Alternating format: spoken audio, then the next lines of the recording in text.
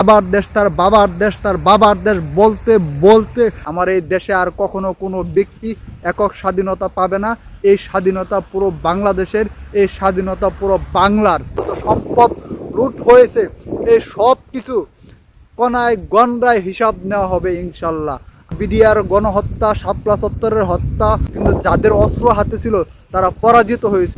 এই বিজয় সমগ্র পৃথিবীর সর্বশ্রেষ্ঠ বিজয়। তিনি আজকে পালিয়ে গিয়ে বেঁচে যাবেন মনে করতেছে, কিন্তু তিনি এই দেশ আর কখনোই এককভাবে চলবে না, একক কোনো সিদ্ধান্তে এই দেশ চলবে না। এই দেশ 2024 সালে আবার স্বাধীন হয়েছে এবং এই স্বাধীনতা সর্বসাধারণের স্বাধীনতা। এই স্বাধীনতা বাংলাদেশের প্রতিটি মানুষের স্বাধীনতা।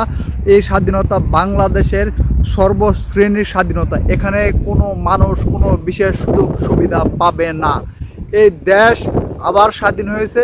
এই দেশ যারা অত্যাচার করতেছিল, যারা নিপীড়িত করতেছিল সাধারণ মানুষদেরকে, যারা একেবারে নিঃস্ব করে দিয়েছিল, তাদের পরাজয় হয়েছে, স্বৈরাচারের পরাজয় হয়েছে। এবং এই পরাজয় এই পৃথিবীর বুকে আবার ইতিহাস সৃষ্টি করেছে ছাত্র জনতা। তারা যা চাইবে তা করতে পারবে, এই বিশ্বাস সমগ্র পৃথিবীকে জানিয়ে দেওয়া হয়েছে যে তোমরা যদি ন্যায়ের পথে থাকো তাহলে তোমাদের বিজয় অর্জিত হবে। যদিও সেই বিজয় অর্জিত হতে গিয়ে আমাদের হাজার হাজার মা বোনের এই রক্তে রঞ্জিত রাজপথ আমার ভাইদের রক্তে রঞ্জিত রাজপথ হয়ে গেছে। তবে আল্লাহ অবশ্যই সবাইকে ছাড় দেন, কিন্তু ছেড়ে দেন না, এটাই প্রমাণ হলো। এবং এই যে স্বাধীনতা, এই যে বিজয় আবার বাংলার জনগণের বুকে আসছে, যে বিজয় বাংলাদেশ আবার পেয়েছে, যে কৃত বিজয় যাকে বলে, সেই বিজয় অর্জিত হয়েছে।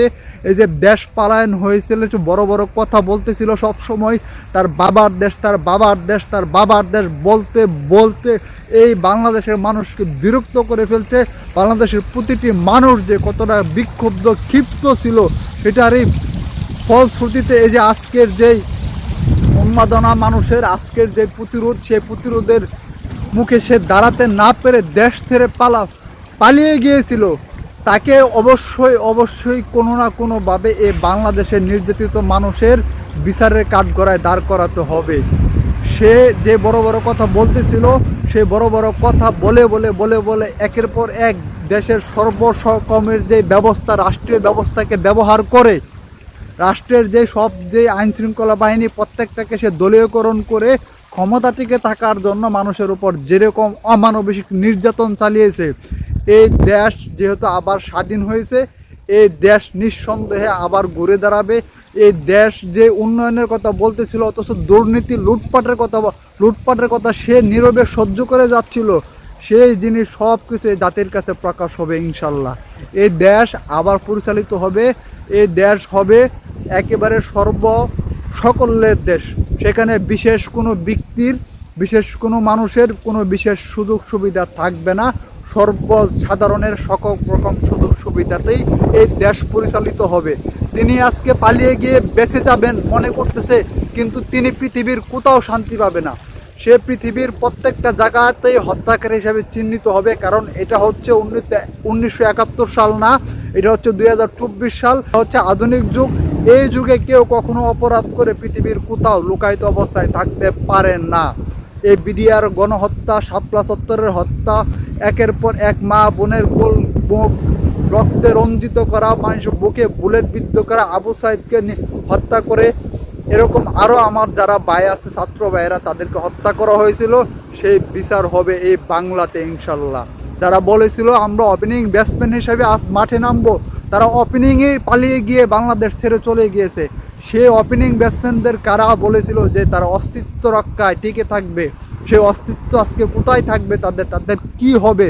তারা এই সাধারণ ছাত্রছাত্রীদের বিপক্ষে গিয়ে সাধারণ ছাত্রছাত্রীদের যে খুন, হত্যা, নির্যাতন এবং এমনকি তাদের পরিবারকে গিয়ে বাড়ি বাড়ি গিয়ে তাদেরকে ধরে নিয়ে আসা হয়েছে। এই শুরু থেকে কথাগুলো বলে আসতেছিলাম যে এটা একটা জনসাধারণের আন্দোলন, এটা একটা ন্যায্য আন্দোলন, ন্যায্য অধিকারের আন্দোলন।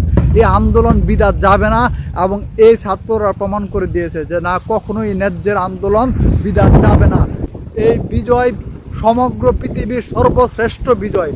এই বিজয় এই আধুনিক যুগের, এই আধুনিক যেই রাষ্ট্র ব্যবস্থার বিজয়, এটা আসলে কোনো আপনারা একটা জিনিস খেয়াল করেন যে এই বিজয় কোনো অস্ত্রের বিনিময়ে আসে না, তো না নিয়ে একমাত্র তাদের যে মনোবল, দৃঢ় যে বিশ্বাস ছিল, আমরা ন্যায়ের প্রতি আছি, সত্যের প্রতি আছি, আমাদের বিজয় আসবে। দেখেন, কোনো অস্ত্র প্রয়োজন হয় নাই, কিন্তু যাদের অস্ত্র হাতে ছিল তারা পরাজিত হয়েছে।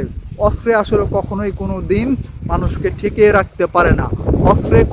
অস্ত্র দিয়ে কখনোই মানুষকে আটকে রাখতে পারে না। এটারই প্রমাণ হলো নিরস্ত্র মানুষের যে বিজয়, নিরস্ত্র সাধারণ মানুষের যে বিজয়, এই বিজয় আসলে অকল্পনীয় বিজয়। এটা আসলে আসতই হয়তো বা দীর্ঘক্ষণ হচ্ছিল, সময় হয়তো দীর্ঘ হচ্ছিল, কিন্তু এই বিজয় সন্নিকটে ছিল। ইনশাল্লাহ আমাদের দেশ আবার সোনার বাংলাদেশে রূপান্তরিত হবে।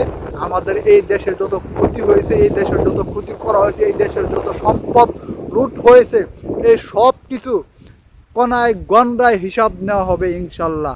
আমার এই দেশে আর কখনো কোনো ব্যক্তি একক স্বাধীনতা পাবে না। এই স্বাধীনতা পুরো বাংলাদেশের, এই স্বাধীনতা পুরো বাংলার। ইনশাল্লাহ এই বাংলাদেশ আবার ঘুরে দাঁড়াবে। আমরা যারা প্রবাসীরা আছি, আমরা যারা প্রবাসী আছি, তারা আমাদের এই দেশ গড়তে সর্বোচ্চ সহযোগিতা করবে ইনশাল্লাহ।